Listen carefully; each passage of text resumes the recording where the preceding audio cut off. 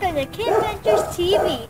I am Laurana, and today we are going to the California Citrus State Historic Park. So come along and join the fun.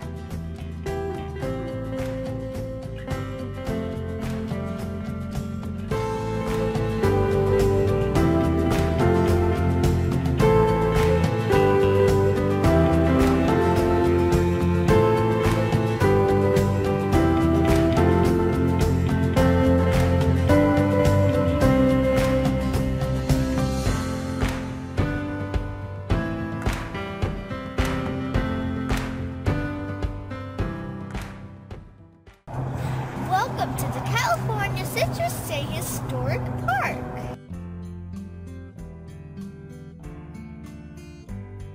California Citrus State Historic Park is located on Dufferin Avenue in Riverside, California. You know you are almost there when you see this giant orange fruit stand. In the 1920s, fruit stands like this popped up all over California. These bright and unusual stands always raised curiosity and showed people where they could get tree-ripened fruit. When you come to the park, you'll want to go to the Visitors Center and Museum where you can learn about how citrus came to California. To appreciate how important the park is, you need to look back at our citrus history. In 1769, Spanish missionaries brought citrus to the historic missions. The missions were the only places that had this important fruit. But in 1873, a missionary working in Brazil found a marvelously sweet orange that had virtually no seeds. He was so impressed with it that he sent samples of the tree to the U.S. Department of Agriculture in Washington, D.C.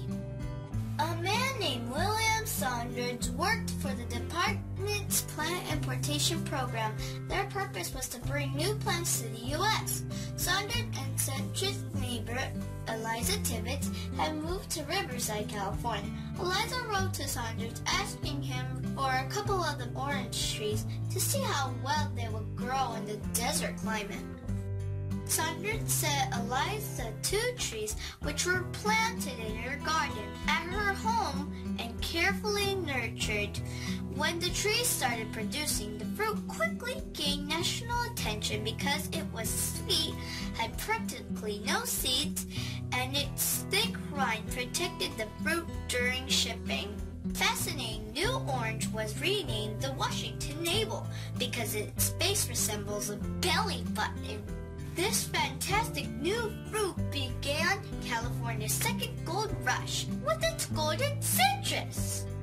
In 1885, a Canadian jeweler named Matthew Gage staked a claim on 640 acres of desert land from the U.S. government. He was required to get irrigation water to the land within 3 years.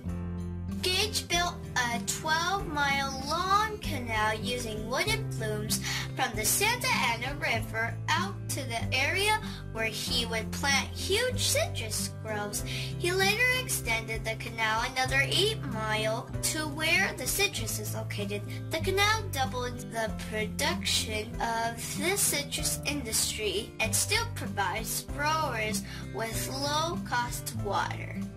You can see how Eliza Tibbetts and Matthew Gage both played an important role in the California citrus industry.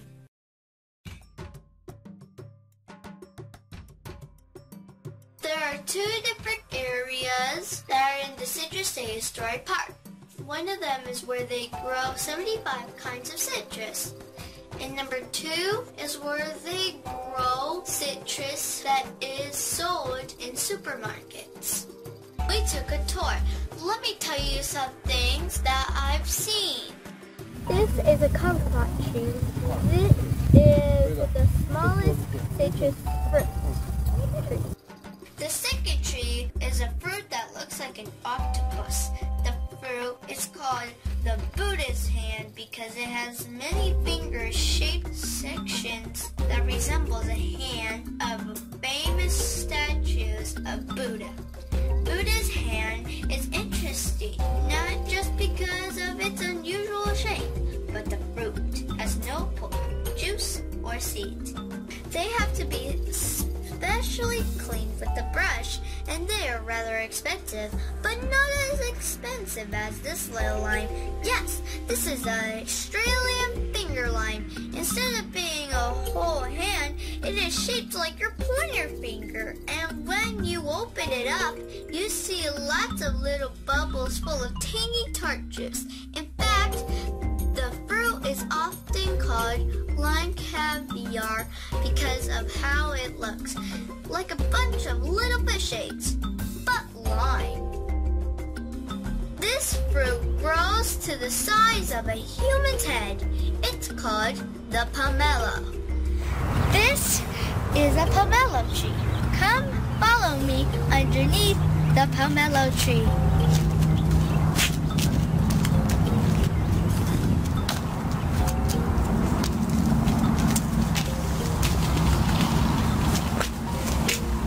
I'm going to show you what it looks like underneath a pomelo tree. Just take a look around. Take a look around. Look at all the pomelos under the tree. It's so beautiful when you're under here. Feels like you're in the forest when I feel it.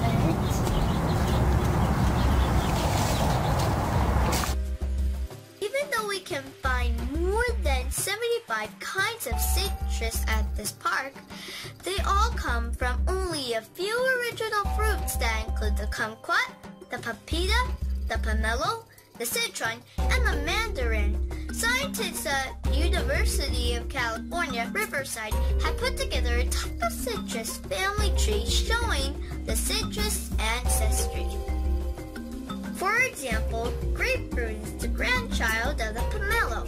The many kinds of oranges come from the mandarin. You know the clementine cuties that we get in the grocery store? They are yummy and easy to peel. Well, when you cross a clementine with a tangelo, you get this tree. This is a peach mandarin. It is also known as nature's candy because it has 22 grams of sugar in it. When you visit California's Citrus State Historic Park, you will notice a couple of other kinds of trees that are not citrus. One is avocados. They grow well with citrus. The other is palm trees. The palm trees planted in the area had a few different purposes that might surprise you. First, they are beautiful and make a exotic landscape, and people associate with that beautiful tropical weather, which is so popular vacations. The orange growers needed to hire a lot of workers to harvest the orange, so they used the palm tree to attract people to this beautiful area. The second reason that they have palm trees is to find their way out. If you're in the citrus trees, it's easy to get lost. Here's a simple step that you need to do. First, look up and find a palm tree. And then you should find a road to find your way out. That's simple. While the citrus loves the climate here in the Inland Empire region, it can get too cold for the fruit on an occasion. So growers use devices called smudge smudge pots. They would build fires inside, and warmth from the smoke would be enough to keep the crops from freezing cold. The smudge pots caused too much air pollution, so they found another way to keep the fruit from freezing. They started using a type of windmill that would circulate warmer air down into the trees. With that, everyone breathes easier and can see better. Before we go inside the museum, I am going to do some citrus tasting. It goes in order like they always do. Sour to sweet.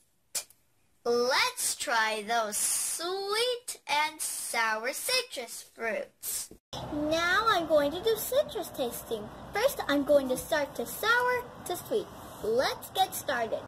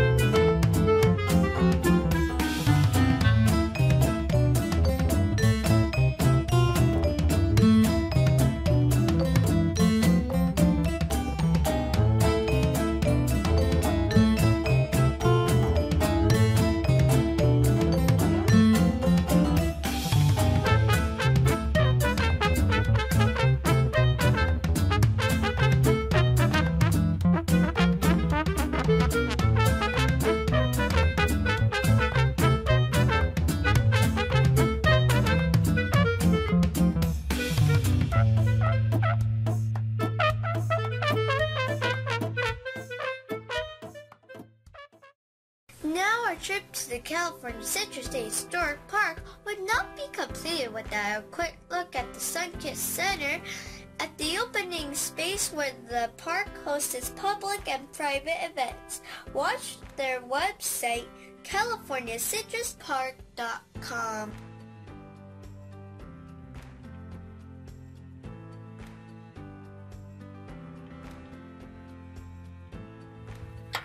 Thanks for coming with me on the California Citrus Day Historic Park. Be sure to check out my bonus video, which is the one that I show you how to make fresh squeezed lemonade with my sister Mallie. Make sure you like, subscribe, and comment anything you want on this video. Okay? Goodbye everyone, and have a good one.